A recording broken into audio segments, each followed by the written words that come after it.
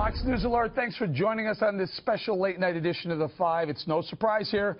Donald Trump wins the Oregon primary, Republican side, picking up an additional 28 delegates. But the big question tonight, can Hillary Clinton finally stop Bernie Sanders in the Oregon Democratic primary? Sanders has upset Clinton, but in Kentucky, the Democratic battle is still too close to call, although Hillary Clinton her camp is claiming victory. Moments ago on the trail, Sanders addressed his supporters. Secretary Clinton defeated Barack Obama by 250,000 votes in 2008. It appears tonight that we're going to end up with about half of the delegates from Kentucky. There are a lot of people out there, many of the pundits and politicians, they say Bernie Sanders should drop out.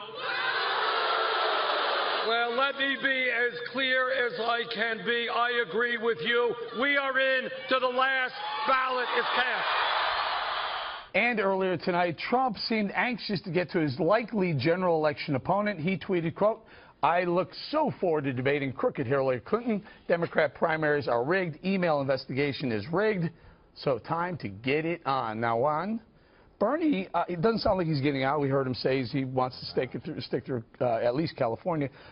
He may actually beat her tonight in delegates, right? Not much. I mean, really, the delegate thing is so interesting to me because it's a you know, basically they both get a split of the delegates in Kentucky. I mean, this was a psychological victory, as Charles Krauthammer said, for her to break the losing streak that she'd been on and finally be able to say, I won one, because otherwise May was going to be a total dump for her, right? Okay, so she won one, but even if she'd come in a few votes behind, it was still going to be a split. Bernie gets a few more delegates out of Oregon, but what you got to realize is now Hillary needs less than 100 more delegates to seal the deal. That's the big news, I think. She's getting very close. I would add one thing. I know we want to get around the table, but the big news out of the Democratic Party tonight is the fight with the Democratic establishment trying to shut down Bernie Sanders and punish him for what happened at the Nevada Democratic Party meeting last Saturday at one of your favorite haunts, the Paris Hotel. Oh, yeah, or across the street at the Wynn Hotel. Is that right? That'd be one of my favorite, more favorite favorites. For your style. Listen, the superdelegate situation is that Juan's right. In a couple of, maybe next week, maybe the week after, Hillary will have enough to lock down the number. As long as she keeps the superdelegates, they can still be swayed to come to Bernie Sanders' side. Right, they can, but this is the Clintons, so you got to think they're bought and paid for. I mean, they're in the bag. They have been since the beginning. It's not even a contest. To go back, it was kind of fun. So I went back and I looked at the New York Times from the day that Bernie Sanders announced his candidacy, because this whole thing has been such a surprise. You went back, it's funny. So he's kind of introducing himself to everyone. There are people all around the country who had no idea who he was. He said he had quite an uphill climb. He only had $4 billion at the time. People were saying he was going to have a hard time raising money. And then the very last line, he says, be careful of underestimating me, which turned out to be the case. I mean, I remember we were all joking, like, did the Clintons pay this guy to get out there and run against her because a socialist who was older than her, and they made that, in all the articles that commented that he was older, you know, they were saying, did the Clintons put him up to this? And now you're going, no, they definitely didn't, because it's turned into a nightmare. It's turned into a movement on that side as well. Trump says he's the outsider, he's going to win this side. Bernie Sanders says, I'm not getting out, because look at the crowds. Look at that's a massive crowd in California. He's inspired a lot of people. I think the nomination for Hillary is not the problem. I think the actual election is the problem, because a lot of these people that are really passionate about Bernie Sanders, especially the young people that are showing up, the academia, I know a lot of people in academia that really love him, those people aren't necessarily going to go out and vote for Hillary. In fact, a lot of them can't stand her.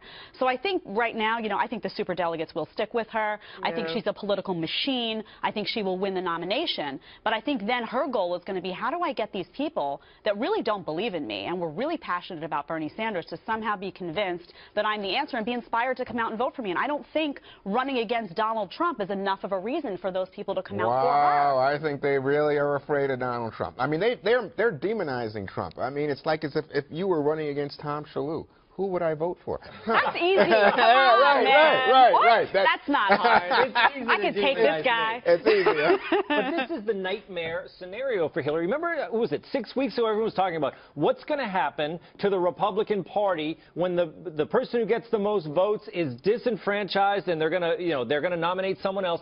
That was the nightmare scenario for Republicans, but it was not going to happen, okay? And it is not going to happen. But it is happening to Hillary because her nomination was never in doubt. But we are watching her lose and lose and lose. And every time she loses, people like us get on and say, well, it's fine. She's sitting pretty. She's going to get the nomination. And voters are saying, what is going on? So it's terrible for her. You know, Juan, anecdotally, a couple of days ago, I talked about some friends that were diehard Democrats who have now jumped over and said, I'm not only voting for Trump, one of them actually wants to work for Trump as well.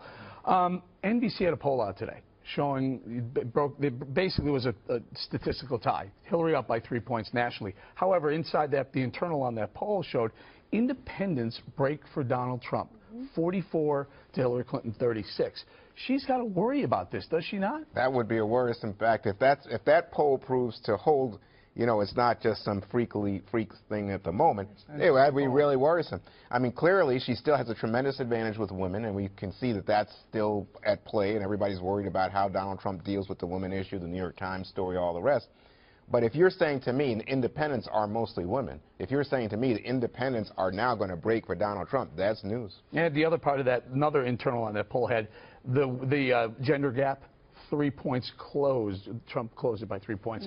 But still in the 60s or something. Still wide. Well, and it flips the other way, too, though. Yeah. The gender gap. I mean, it goes the other way, too, because men break very, very hard for Trump over Hillary. Yeah, nearly. It was exactly the same. It was like 53% of the men that were looked at were going for 70. It's close him, to 70 and then for the women. 30% and...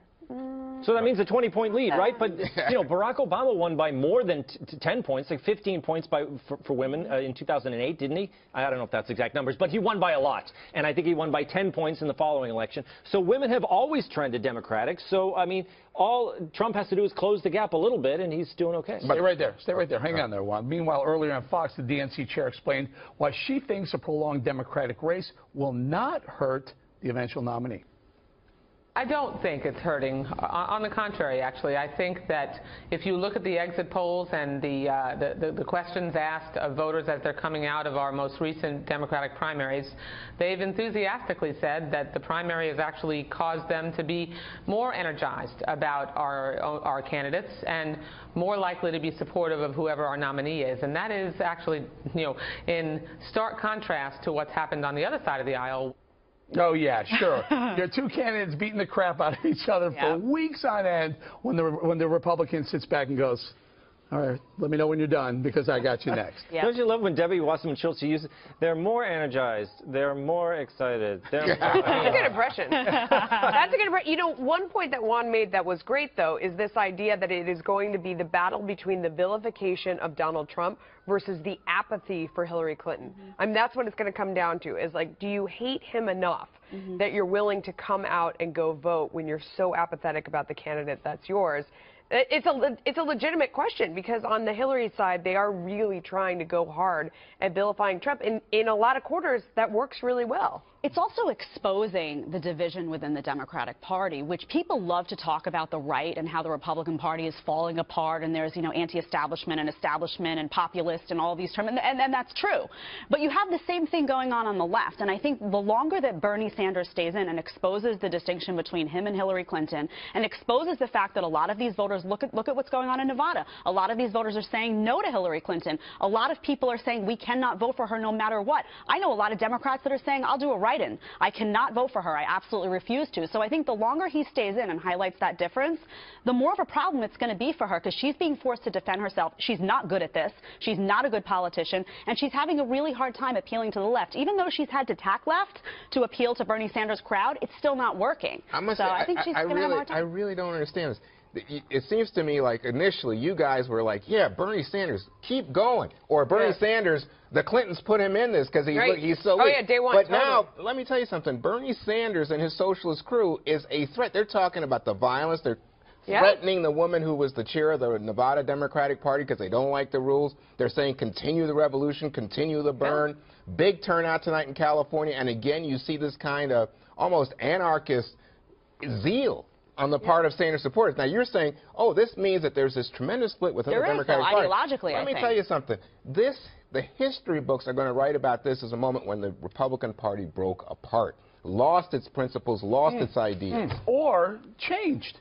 Or evolve. Rebirth. I mean, rebirth, that's possible. There's no question that itself. the establishment class, and Donald Trump comes along as the outsider, and he changed things. I mean, another number today. Who is the leader of the Republican Party? Trump, 58%. Paul Ryan, 39%. I mean, this is a changing of the guard. Well, that's what I was just saying to Jedediah. It is. No. Well, they can. Let me just say. But you're saying Republicans new are people uniting around Donald Trump, even if they don't like him. Yeah. No, I think that there's a push right now to get on the bandwagon. He's the winner. He's got the most votes. That he's the man. Sound like a breaking apart of the GOP. Oh, so why hasn't Paul Ryan endorsed him? Because he's an establishment class. He's That's what I'm saying. That's exactly what I'm saying. It would hurt him. I mean, I think Paul Ryan's not endorsing him because it would hurt Trump. What? Yes, absolutely. Oh, Mitch McConnell hurt him? Because he is the establishment. Yes, establishment. And Donald Trump's, we're agreeing. We're agreeing. Donald Trump's support is totally based on this idea that he is blowing up the traditional Republican Party that I think a lot of people are tired of because they've lost so decisively for so long. Well, the more the establishment gets on his train, the more it hurts him. I think we're agreeing. Yeah. All right. Quick thoughts. Got to go. Rebirth. No, I think it's true, and I think Paul Ryan, he's holding back. Yeah. It's like, it's better for Trump. Yeah. It doesn't matter. It doesn't matter what Paul Ryan or Mitch McConnell say. This is what it's going to be written about. Is this is an election where the people took over and decided we don't care about endorsements. We don't care about what you have to say. We're going to vote for who we like, and no matter this guy, Donald Trump says some crazy stuff. I'm not going to argue, but people are saying we would rather have this guy than this establishment nonsense that we've been putting in for years. And what have we gotten to show for it? They're willing to take a risk. That's what I think is going to be written about.